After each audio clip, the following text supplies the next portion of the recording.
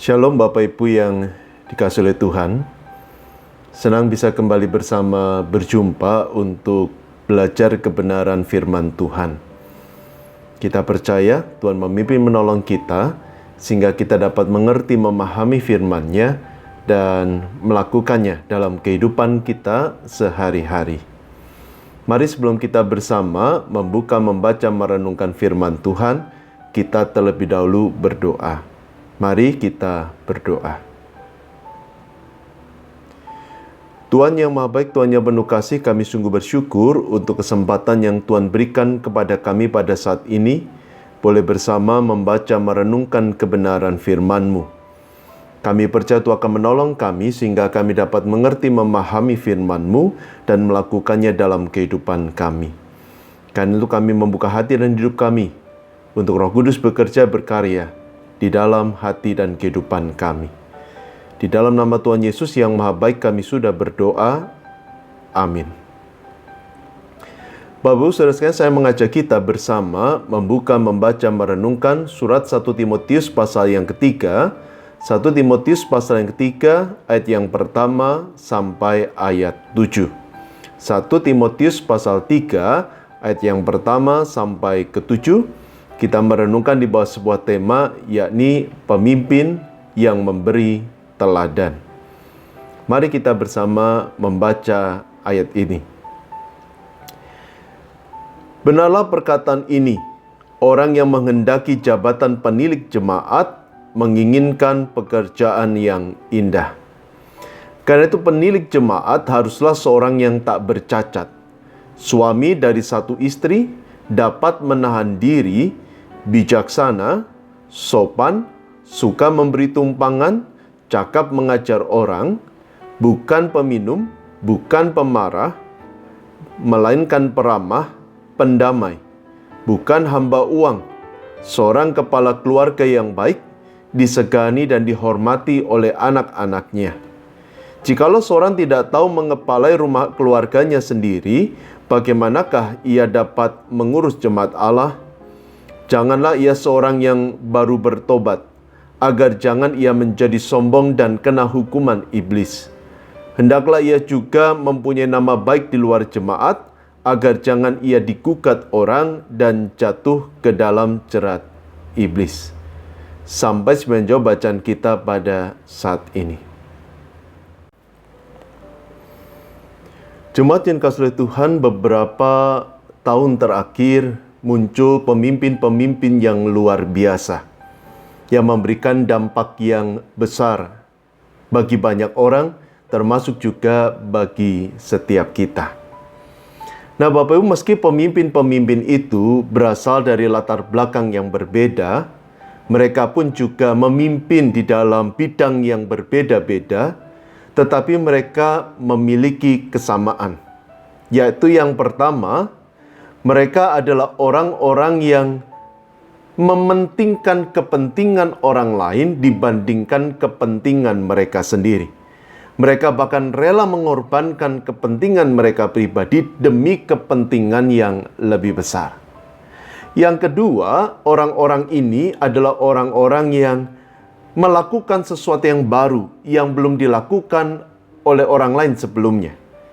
Kalaupun mereka melakukan sesuatu yang mungkin tidak terlalu baru, tetapi mereka melakukan dengan cara yang baru atau menggunakan dengan pendekatan-pendekatan yang baru yang berbeda dari yang dilakukan oleh orang-orang sebelumnya.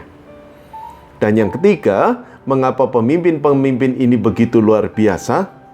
Ini yang penting, karena mereka memiliki keteladanan yang baik. Pemimpin yang baik memberikan keteladanan yang baik. Jadi dia bukan hanya sekedar bicara, tetapi dia juga mewujudkan apa yang dia ucapkan, apa yang dia katakan dalam kehidupannya secara pribadi, dalam kehidupannya sehari-hari. Sehingga orang bukan hanya mendengar apa yang dia ucapkan, tetapi juga melihat kehidupannya dan mengikuti teladan yang dia berikan. Tidak heran kalau Albert Schweitzer, seorang teolog, pernah mengatakan, Teladan bukan faktor utama dalam mempengaruhi orang lain. Itu adalah satu-satunya faktor. Memberi keteladanan bukan hanya sekedar faktor utama dalam mempengaruhi kehidupan orang lain, tetapi itu satu-satunya faktor. Artinya, kalau kita ingin bisa memberi pengaruh yang baik, kita ingin bisa menginspirasi orang lain untuk menjadi pribadi yang lebih baik, maka kita harus memberikan keteladanan yang baik dalam kehidupan kita sehari-hari. Dan prinsip ini berlaku dalam seluruh aspek kehidupan kita. Baik ketika kita sedang bekerja, dan Tuhan berikan kepada kita kepercayaan untuk memimpin sesuatu, di situ kita dituntut memberikan keteladanan. Atau dalam kehidupan pelayanan, ketika kita dipercaya Tuhan untuk menjadi pelayan-pelayan Tuhan di gereja, Tuhan pun juga mendorong kita untuk memberikan keteladanan. Ketika kita dipercaya Tuhan juga untuk berkarya di tengah masyarakat, menjadi ketua RT, ketua RW, bahkan juga menduduki kedudukan-kedudukan yang penting dalam lingkup masyarakat, Tuhan pun juga mendorong kita untuk memberikan keteladanan yang baik bagi orang-orang yang kita pimpin. Termasuk juga dalam kehidupan keluarga. Tuhan pun juga mendorong kita memberikan keteladanan yang baik saat kita berada di tengah keluarga. Jadi dimanapun kita berada, kita didorong untuk memberikan keteladanan yang baik agar kehidupan kita bisa menjadi berkat dan menginspirasi orang lain. Dan ini juga yang dikatakan oleh Paulus kepada Timotius saat Paulus berbicara tentang penilik jemaat. Paulus berkata bahwa ketika engkau hendak memilih para penilik jemaat, hendaklah engkau memilih orang-orang yang tak bercacat, suami dari satu istri, dapat menahan diri, bijaksana, sopan, suka memberi tumpangan, cakap mengajar orang, bukan peminum, bukan pemarah melainkan peramah, pendamai, bukan hamba uang, seorang kepala keluarga yang baik, disegani dan dihormati oleh anak-anaknya. Kita bisa melihat itu dalam surat 1 Timotius 3 ayat yang kedua sampai keempat. Nah, mengapa Paulus menekankan, kalau kita lihat ini bukan bicara kemampuan, ini bicara karakter. Artinya, Paulus mendorong Timotius untuk memilih orang-orang dengan karakter yang baik. Orang-orang yang bisa memberikan keteladanan yang baik, yang bukan hanya cakap bicara, tetapi juga kehidupannya bisa menginspirasi, memberikan pengaruh yang positif, bisa diteladani. Kenapa Paulus mendorong Timotius mencari pemimpin demikian? Saya menemukan paling tidak ada 3 alasan. Yang pertama, karena ketika seorang pemimpin tidak bisa menjadi pemimpin di tengah keluarganya sendiri, bagaimana dia bisa menjadi pemimpin bagi jemaat Allah? Bagaimana mungkin dia bisa menjadi pemimpin memberikan keteladanan dalam lingkup yang lebih luas, dalam lingkup masyarakat, dalam lingkup pekerjaan kita, dan lain sebagainya.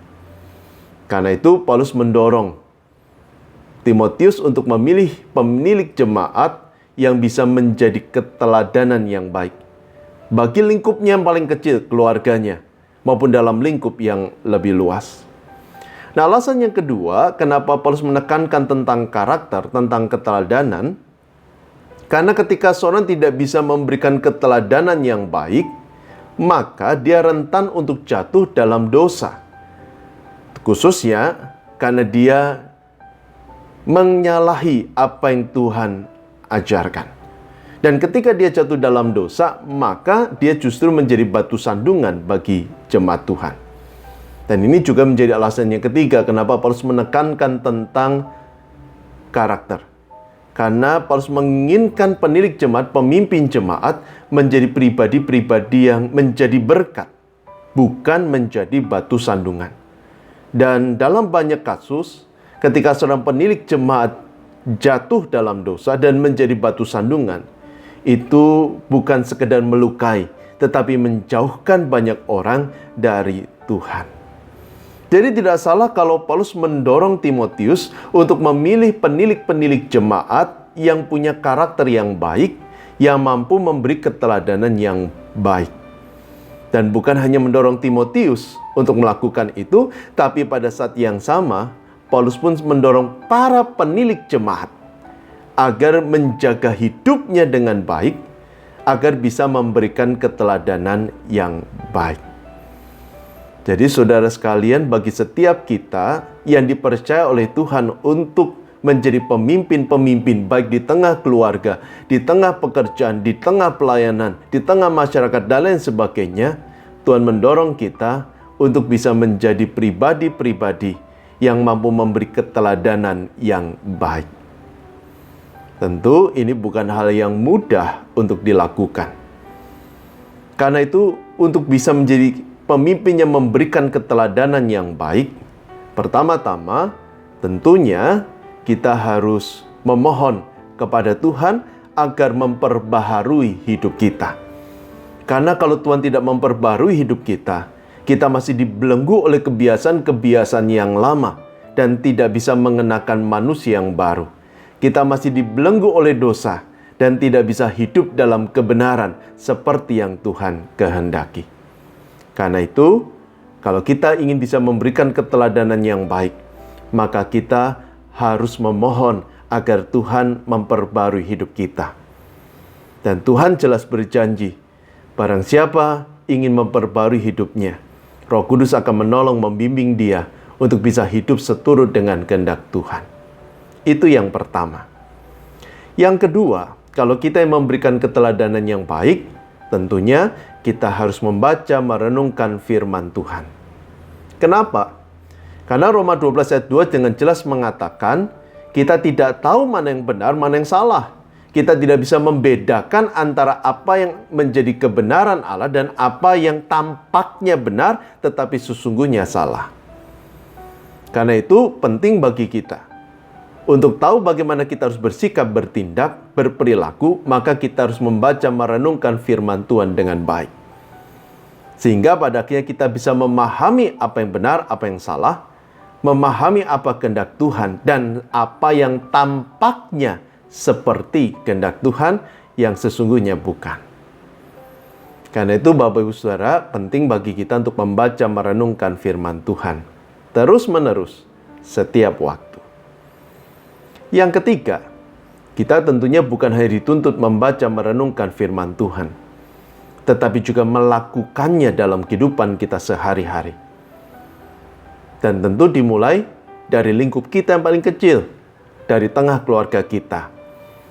Mari kita berusaha untuk menerapkan nilai firman Tuhan dalam kehidupan keluarga, dan kemudian menerapkannya juga dalam aspek hidup kita yang lain dimanapun kita berada. Yang keempat, agar kita bisa menjadi pribadi yang memberi teladan. Tentunya kita harus saling membangun, saling menolong satu sama lain. Karena kita semua akan menghadapi banyak godaan, banyak tantangan yang bisa membuat kita jatuh ke dalam dosa.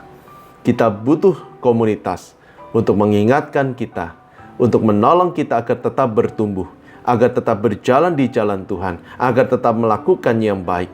Dan juga kita butuh orang-orang yang mendoakan kita, supaya kita bisa memberikan keteladanan yang baik dalam kehidupan kita sehari-hari. Saudara, tentu saya katakan ini bukan hal yang mudah. Tetapi saya percaya Roh Kudus akan membimbing dan menolong kita. Karena itu, dimanapun kita berada, mari kita menjaga diri kita dengan baik, seturut dengan firman Tuhan, agar hidup kita boleh menjadi teladan bagi banyak orang. Amin. Mari kita bersama berdoa. Tuhan, terima kasih untuk firman yang telah Tuhan nyatakan kepada kami, yang kami boleh pelajari bersama. Firman yang mengingatkan kami bahwa sebagai seorang pemimpin, kami harus mampu memberikan keteladanan yang baik, sehingga kehidupan kami boleh memberi pengaruh yang positif dalam kehidupan banyak orang. Mampukan kami tidak hanya pandai bicara, tetapi sungguh boleh memiliki cara hidup yang sesuai dengan firman Tuhan, dan kehidupan kami boleh menjadi teladan bagi banyak orang. Boleh menginspirasi orang lain untuk menjadi pelaku-pelaku firman seperti yang Tuhan kehendaki. Dan kami menyerahkan kehidupan kami masing-masing, menyerahkan untuk pekerjaan kami, usaha kami, Tuhan berkati, menyerahkan studi anak-anak kami, studi kami semua, Tuhan yang berkati, menyerahkan keluarga kami, berikan damai dan sukacita selalu, menyerahkan juga saudara kami yang sakit, berkenan Tuhan yang melawat, menjamah, menyerahkan juga untuk Gereja Tuhan GKI Kutisari Indah yang telah Tuhan pimpin dan sehingga saat ini, menyerahkan untuk ibadah besok, biarlah firman yang diberitakan boleh menjadi berkat bagi kami semua, dan kami boleh datang ke dalam hadirat-Mu ya Bapa untuk beribadah, memuji dan menyembah Engkau. Berkati juga untuk bangsa negara kami, Allah yang berkasih karunia menolong dan menyertai bangsa kami. Terima kasih ya Tuhan, dan saat ini hamba-Mu mohon, berkenan Tuhan mengulurkan tangan dan memberikan berkat. Saudara kasih Tuhan, arahkan hatimu pada Tuhan dan terimalah berkat dari Tuhan. Tuhan yang Maha Pemurah, Dia akan memimpin menyertai saudara, Dia akan menopang kehidupanmu, Dia akan memberikan damai dan sukacita dari sekarang sampai selama-lamanya. Amin. Tetap sehat, tetap semangat. Allah memberkati saudara dari sekarang sampai selama-lamanya.